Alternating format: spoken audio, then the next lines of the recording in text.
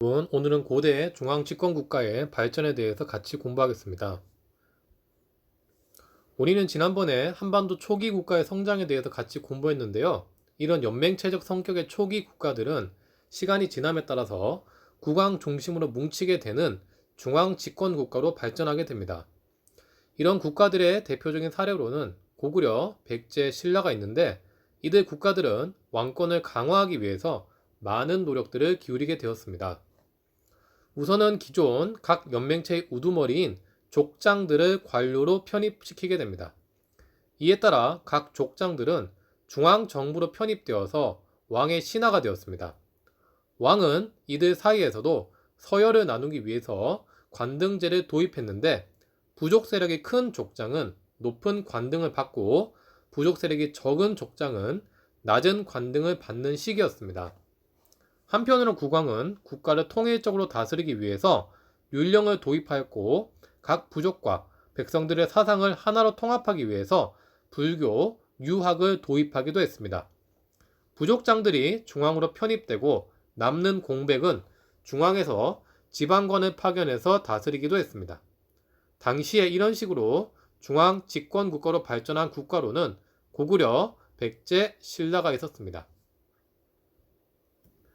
이들 고구려, 백제, 신라는 한반도에서 주도권을 놓고 치열하게 경쟁을 펼쳤습니다. 우선 2에서 4세기 때의 삼국을 보자면 고구려는 2세기 고국천왕 때 영토를 확장하고 부족적 성격의 오부를 행정적 성격으로 개편하는 등 중앙 집권화된 모습을 보이기 시작합니다.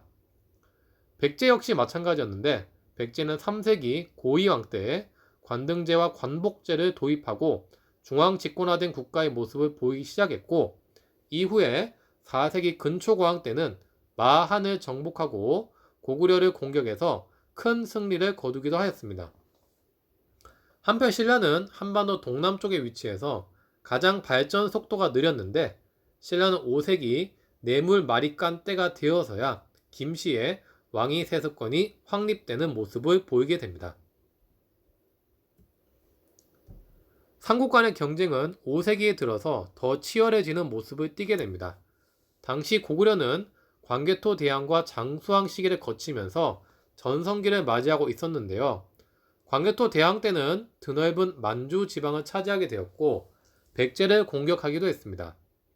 한편 장수왕 때는 수도를 평양으로 옮기고 백제를 더욱 압박해서 고구려가 한강 유역을 차지하기도 했습니다. 한편 고구려와 대결에서 밀린 백제는 신라와 낮의 동맹으로 이에 대응하는 모습을 보이기도 했습니다.